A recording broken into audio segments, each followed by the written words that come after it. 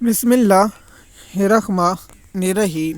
MS news HD5 کی ناظرین السلام علیکم۔ امید ہے کہ آپ لوگ سب خیریت سے ہوں گے۔ جو مین ٹاپک ہے وہ ہے توشہ خانہ 2 کیس کیا ہے۔ دیکھیے، جب عمران خان صاحب پر توشہ خانہ 2 کیس بنا تھا تو ہم نے PTI کی لیگل ٹیم کو ای میل کیے تھے، میسج بھی کیے تھے اور ہر کچھ اور ہر پیغام پہنچایا تھا نعیم حیدر پنجوتا کے ذریعے اور بہت سے رہنماؤں کے ذریعے کہ اس کیس کو عمران خان کا جو ریفرنس ہے اس کو کلعدم کرا دینے کے لیے کی جائے۔ تو ان PTI کی لیگل ٹیم نے عمران خان کو اس کیس میں نیب سے 35 دن پہلے قید میں رکھایا اور اس کے بعد عمران خان صاحب کی جو آپ کو اس میں نے ویلاگ بنایا، آپ جا کر سنیں گے، جو توشہ خانہ 2 کیس کے بارے میں تھا کہ ہم وہاں کر سکتے تھے لیکن PTI کی لیگل ٹیم نے وہاں نہیں کیا۔ جب عمران خان صاحب کا توشہ خانہ 2 کی وریت کو چیلنج کیا گیا تو اسلام آباد ہائی کورٹ کے جج جو اسٹیبلشمنٹ نے لائے، جو عسکری جج تھا انعام میمن، اس نے کیس کی مقرر نہیں کی اور نوٹس جاری کیا، نہ اس پر سماعت ہوئی۔ 1 سال سے زیادہ عرصہ ہو گیا۔ اس جج کو شرم آنی چاہیے۔ اگر میں کہتا ہوں عمران خان کی درخواست کو مسترد کر دیتے، لیکن انہوں نے اپنے میں جیبیں رکھا۔ میں تو PTI کی لیگل ٹیم کو 4 ماہ ہوئے تو ٹیک کر رہا تھا کہ آپ سپریم کورٹ میں جائیں اور سپریم کورٹ سے کہیں کہ ہمارا کیس مقرر نہیں کیا جا رہا۔ اس میں ٹی وی پر بیٹھ کے جو حکومتی نمائندے ہیں وہ یہ کہہ رہے ہیں کہ یہ نہیں ہوگا، اس لیے ہمیں سپریم کورٹ سے انصاف دیا جائے۔ تو یہاں بھی PTI کے سلمان اکرم راجہ جو سب سے بڑا قصوروار ہے کہ سلمان اکرم راجہ PTI کا لیگل ہیڈ ہے اور سلمان اکرم راجہ ہی عمران خان کی رہائی میں سب سے بڑی رکاوٹ ہے۔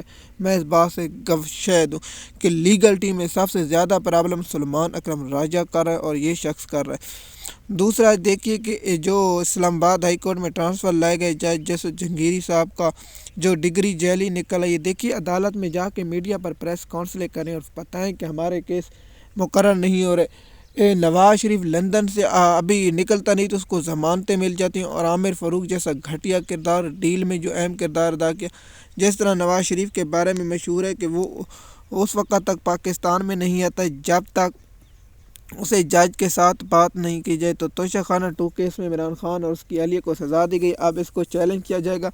عمران خان صاحب 2 کیسوں میں اب سزا کنوکٹ ہیں، القادر ٹرسٹ کیس میں اور توشہ خانہ 2 کیس میں، اور جلد 9 مئی کے مقدمے اور GH کو حملہ کیس میں بھی عمران خان صاحب کو سزا سنائی جائے گی اور یہ فروری میں عمران خان کی سزا ہونے کا امکان ہے۔ القادر ٹرسٹ کیس میں عمران خان کو کوئی ریلیف نہیں ملے گا، توشہ خانہ 2 کیس میں کوئی ریلیف نہیں ملے گا جب تک میں نے جو بنایا کہ پنجاب کے لوگوں کو اب سڑکوں پر نکلنا ہوگا، وہاں احتجاج کرنا ہوگا اور اپنا حق لینے کے لیے کھڑا ہونا ہوگا۔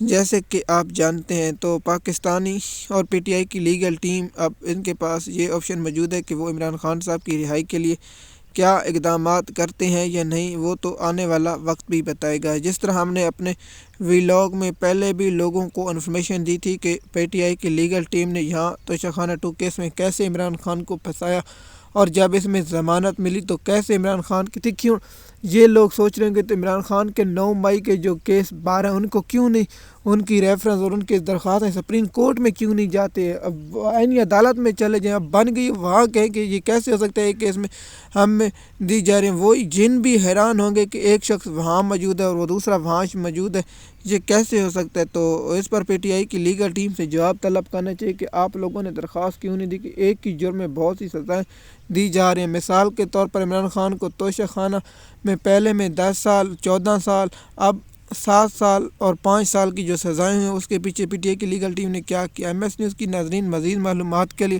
آپ ہمارے YouTube چینل تاکہ آپ کو انفارمیشن وقت پہ ملتی رہے۔ شکریہ۔